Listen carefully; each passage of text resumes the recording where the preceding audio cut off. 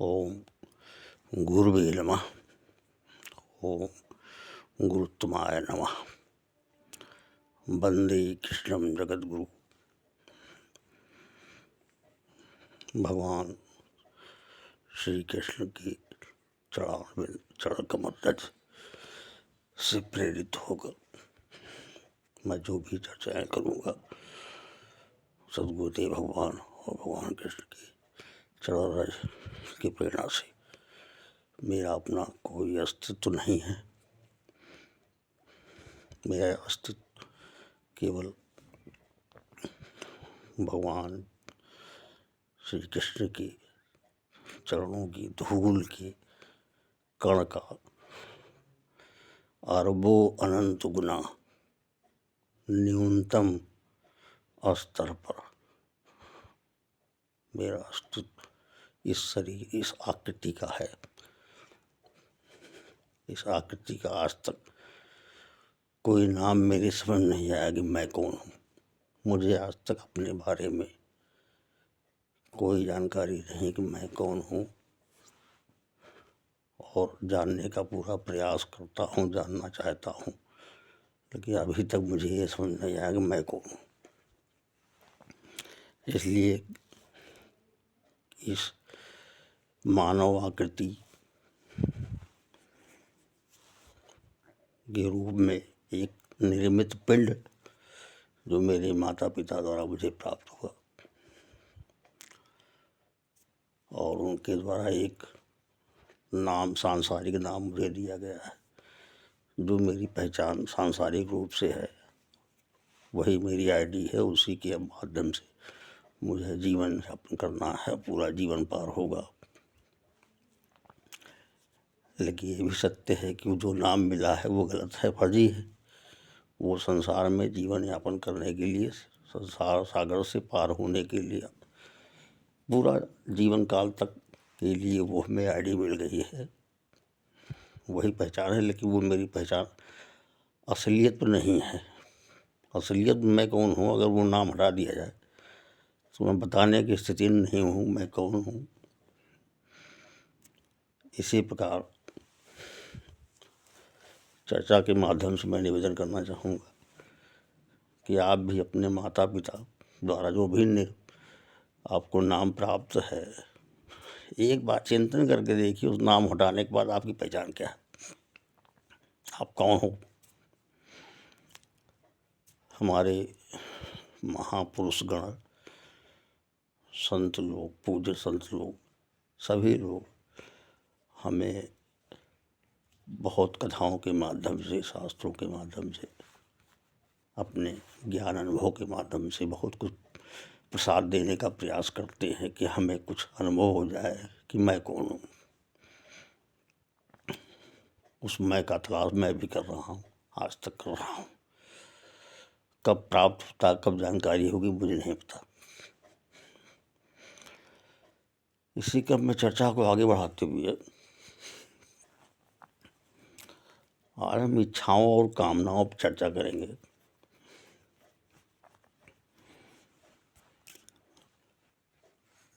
कि हम लोग जब समझदार हो जाते हैं तो हमारी इच्छाएं और कामनाएं जागृत होने लगती हैं।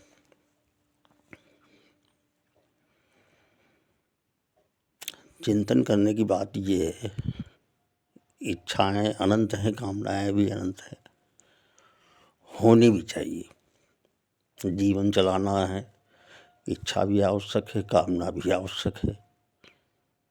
बिना इसके मेरे जीवन चलने वाला नहीं है। 100 साल का लगभग जीवन है, इसको चलाने के लिए इच्छा और कामना तो रहना ही रहना है, होना भी चाहिए। और सबकी इच्छा होती है, मेरी भी इच्छा होती है कि मैं अधिकतम प्रयास करके इस संसार जगत में बहुत कुछ प्राप्त कर लें, और करना भी चाहिए। इसलिए कि सृष्टिकर्ता की जो सृष्टि है, ये उसी की व्यवस्था के अनुसार, उसके संविधान के अनुसार चल रहा है। तो वो सबको निमित्त बना दिया है, सबको एक एक कार्य दे रखा है, एक आकृति बना के, एक पिंड बना के, और अनंत आकृतियाँ उन्हें बना दी है। सबका अपना कार्य है, उस कार्य के अंतर्गत सब अपना अपना कार्य कर रहे हैं। समझना ये है कि हमें उन कार्यों में आगे बढ़ना है और अपने लक्ष्य की प्राप्ति भी करनी है, विकास भी करना है। व्यक्तिगत जो पिंड मिला है उसका भी विकास होगा, उसका जीवन यापन होना है। जो इस पिंड से जुड़े नए रिश्ते और रिश्ते हैं, माता पिता हैं, बंधु हैं, पिता हैं, भाई बहन हैं, समाज है, देश है, किसके प्रति हमारे क्या कर्तव्य हैं, उन कर्तव्यों के प्रति हमें स्पेशल रूप से, विशेष रूप से जागरूक होना है। कर्तव्यों का निर्वहन हमारे जीवन का परम कर्तव्य है और ये कर्तव्य हमेशा मुझे अपेक्षा रहित करना है। इस वाणी के माध्यम से मैं ये कहना चाहता हूँ कि जैसा मैंने बताया कि एक आकृति है, एक पिंड बना हुआ है एक आकृति में, और ऐसे डिफरेंट आकृतियाँ, डिफरेंट पिंड हैं, अनंत की स्थिति में हैं। कुछ पता ही नहीं कितनी संख्या है अनंत ब्रह्मांड में, कितने जीव हैं, कितनी आकृतियाँ हैं, और किसी की कोई पहचान नहीं है, सबकी पहचान क्या है। तो मैं चिंतन के माध्यम से, भगवान के चरणों की कृपा के माध्यम से प्रेरित होके ये कहना चाहता हूँ कि पहचान एक ही है, जिसको हम लोग परमात्मा कहते हैं, राम भी कहते हैं, कृष्ण भी कहते हैं। पहचान एक ही है।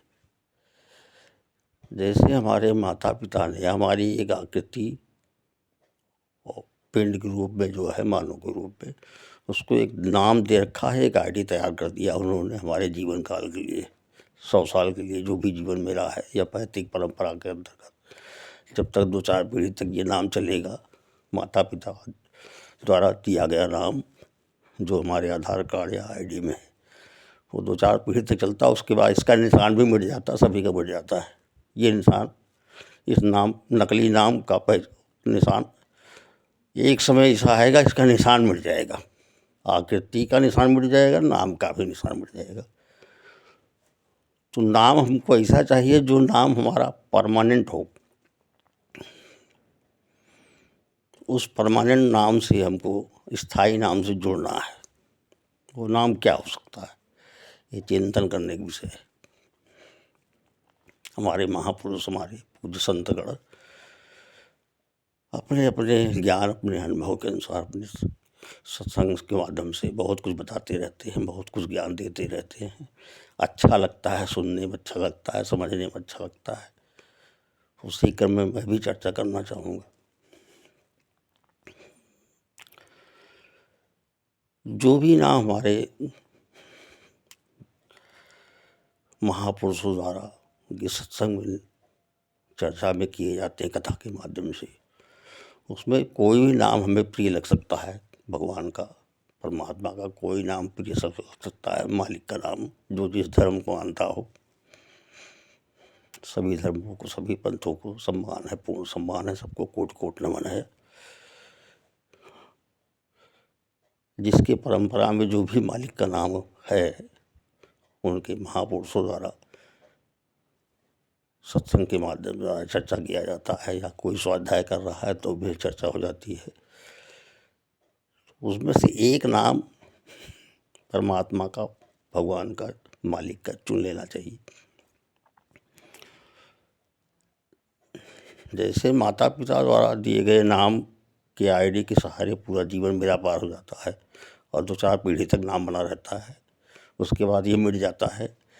लेकिन अगर ये नाम पकड़ लिया गया, भगवान का नाम एक पकड़ लिया गया, महापुरुषों की वाणी द्वारा जो निकली वाणी है, उनमें से एक नाम पकड़ लिया जाए जो मुझे पसंद हो और उस नाम को चिंतन में ले लिया जाए।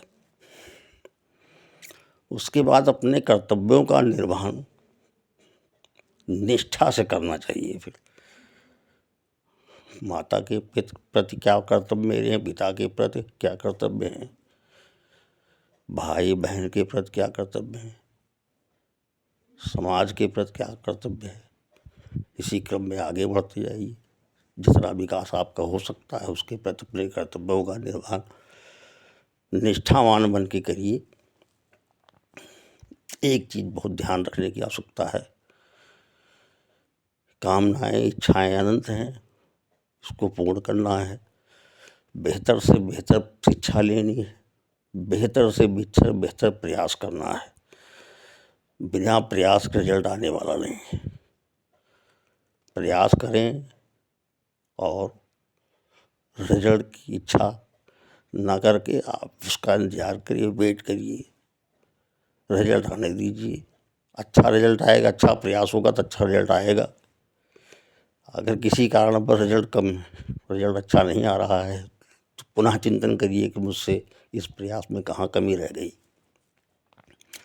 पुनः प्रयास करिए, पुनः आगे बढ़िए,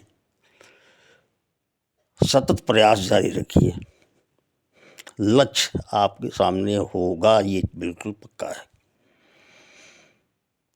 जब तक लक्ष्य पे नहीं पहुंच जाते हैं तब तक प्रयास आपको निरंतर जारी रखना है। बार बार रुक जाएंगे, अटकेंगे, गिरेंगे, उठेंगे, चलेंगे, फिर पहुंचेंगे मंजिल पे।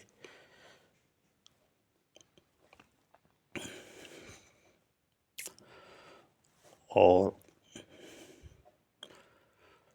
कर्तव्यों का निर्वहन बहुत आवश्यक है। अपेक्षाएं किसी से नहीं करनी। अगर सभी आकृतियां डिफरेंट हैं, ध्यान से समझिए, चिंतन करिएगा, समझिएगा, अच्छा लगे तो स्वीकार करिएगा। आकृतियां सभी की डिफरेंट हैं, सबकी, सभी के पिंड हैं और पहचान किसी की नहीं है। अगर माता पिता द्वारा दिया गया पहचान हटा दिया जाए, किसी की अपनी कोई पहचान नहीं, कोई बताने की स्थिति में नहीं है कि मैं कौन हूँ। तो इससे आपको बिल्कुल मानने के लिए आप बाध्य हैं कि आप एक कोई ऐसी शक्ति है जो संसार को चला रही है, अनंत ब्रह्मांड को चला रही है। वही शक्ति सब में विद्यमान है, वही हर जगह रमण कर रही है, किसी रूप में, अनंत रूप में रमण कर रही है।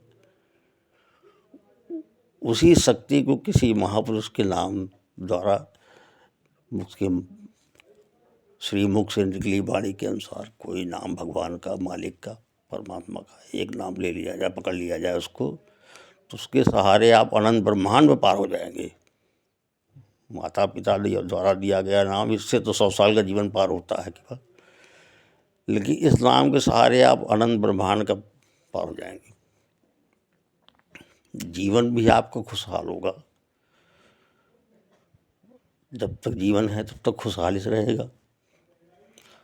जो भी विकृतियाँ आती हैं, इच्छाओं की, कामनाओं की पूर्ति न होने पे गुस्सा आना स्वाभाविक है, सबको आता है, आएगा भी।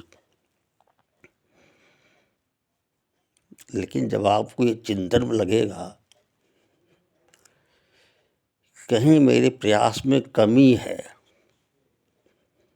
अगर प्रयास में कमी है तो आपका क्रोध कम हो जाएगा, गुस्सा आपका कम हो जाएगा। वो आपको अगर ये लगता है कि हम बहुत बड़े बुद्धिमान हैं, विचारों की भिन्नता है, सभी के विचार सर्वश्रेष्ठ समझने की, मानने की, सबका अपना एक अहंकार, ईगो है कि हमारा ही विचार सर्वश्रेष्ठ है, उसके अंतर्गत हम स्वीकार नहीं कर पाते हैं गलती मुझसे कहाँ हो रही है। विचारों की भिन्नता, अपने विचार को सर्वश्रेष्ठ मानना, इस बात को चिंतन में परमानेंट रखने की आवश्यकता है। इसको रखेंगे तो आपको गुस्सा कम आएगा। जब गुस्सा कम आएगा तो आपको पॉजिटिव चिंतन करने का मौका मिलेगा, और पॉजिटिव चिंतन करेंगे, बेहतर से बेहतर प्रयास करेंगे तो रिजल्ट भी आपको मिलेगा। बेहतर से बेहतर पॉजिटिव रिजल्ट आएगा जब भी आवे। कोई इसका सीमा तो निर्धारित नहीं किया जा सकता है कि रिजल्ट कब मिलेगा अच्छा, क्योंकि इसमें महापुरुषों द्वारा सुना गया है प्रारब्ध भी है। प्रारब्ध क्या है? प्रारब्ध हमारे आज के किए हुए कार्य एवं व्यवहार, आज के किए हुए कार्य एवं व्यवहार ये कल का प्रारब्ध बनाते हैं। वर्तमान का कार्य एवं व्यवहार भविष्य का प्रारब्ध बनता है। इसका मतलब हमने पहले जो कार्य और व्यवहार किए हैं वो पहले प्रारब्ध के रूप में आ रहा है। तो प्रयास के साथ साथ आपको प्रारब्ध को भी मानना पड़ेगा कि अगर मुझको ये जीवन मिला है तो हम पहले भी कुछ थे, कहाँ थे क्या थे ये नहीं मालूम है। उस सृष्टिकर्ता की संविधान की रचना में कहीं न कहीं थे हम, और वहाँ भी हमने कार्य और व्यवहार दिया होगा। वो शुभ थे कि अशुभ थे ये हमें नहीं मालूम, लेकिन उसका हिसाब किताब पूरा लेखा जोखा सृष्टिकर्ता के खाते में बिल्कुल अंकित है। वो उसका भी हिसाब मुझे करना पड़ेगा, और हिसाब सबको करना होता। संसार में निगाह डाल के देख लीजिए, सब कर रहे हैं हिसाब। जब तक शुभ कर्म के हमारे हिसाब होंगे, वो शुभ कर्म हमें ला के यहाँ पे अच्छा प्रारब्ध अच्छा बनेगा, बेहतर से बेहतर प्रयास होगा। विवेकशील हैं तो प्रयास करते रहिए, बेहतर से बेहतर प्रयास करते रहिए। लेकिन जो एक अनंत शक्ति है जिसको भगवान परमात्मा का नाम जानते हैं, उनको आप समर्पित करते रहिए, तब आप निकल जाओगे। समर्पित जो भी है आप समर्पित कर दीजिए, अच्छा से अच्छा कर्तव्य करिए, कर्तव्यों का निर्वहन करिए, अपेक्षा मत करिए। इसलिए कि उसकी अनंत व्यवस्था है, तो अनंत व्यवस्था में वो हमारी मदद करने के लिए बिल्कुल तत्पर है। तो सबका मालिक है वो, मेरा मालिक सबका मालिक है, अनंत ब्रह्मांड का मालिक है। और वही खेल खिलाड़ी खिलौना एम्पायर क्रियाकर्ता कारण सब एक ही है। निगाह नहीं पड़ पा रही है, समझ नहीं आता है, लेकिन महापुरुषों से सुनने में मिलता है, उनके श्रीमुख से सुनने मिलता है, सत्संग के माध्यम सुनने मिलता है।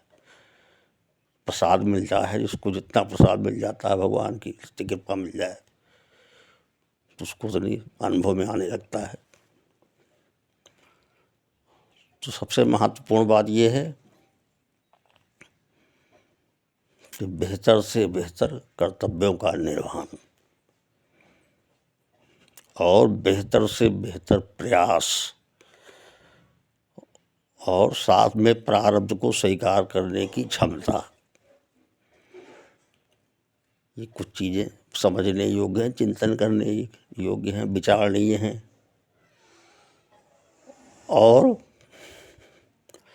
उससे भी अधिक महत्वपूर्ण ये है, जो हमारा अनंत ब्रह्मांड का मालिक है, उसका एक नाम, कोई भी नाम जो आपको प्रिय लगे, उसको आप बिल्कुल हृदय में बसा लीजिए, चिंतन में बसा लीजिए, बुद्धि में रख लीजिए, उसी को अपने बुद्धि का संचालक बना दीजिए। आप निश्चित रूप से आप जो है संसार से आराम से पार होगे। विकास आपका होगा, विकास भी होगा, खुशहाली भी रहेगी, शांति भी रहेगी, सब कुछ मिलेगा आपको। बस उस मालिक को, जो भगवान हैं, जो मालिक हैं, जो परमात्मा हैं, उनको अपने बुद्धि में विराजमान कर दीजिए। वो बुद्धि को सकारात्मक रास्ते पे ले जाएंगे। और उसके बाद कोई उसके विपरीत भी कोई आज कुछ आता है सामने, तो ये मान लीजिए कि हमारे प्रारब्ध में कहीं कुछ कमी है, उसको स्वीकार करिए और पुनः आगे बढ़ते रहिए। निश्चित रूप से आप जीवन में सुख शांति का अनुभव करेंगे। शेष आगे। ओम गुरुवे नमः। ओम गुरुत्तमाय नमः। वंदे कृष्णम जगद्गुरु। संपूर्ण वाणी भगवान श्री कृष्ण के चरण कमल रज में पूर्णतया समर्पित। गलती क्षमा प्रार्थी हूँ। ओम श्री हरि ओम हरे नमः ओम हरि नमः हरि ओम हरि गुरु चरण रज व्यापक समस्त मना प्रेम पकड़ जाना।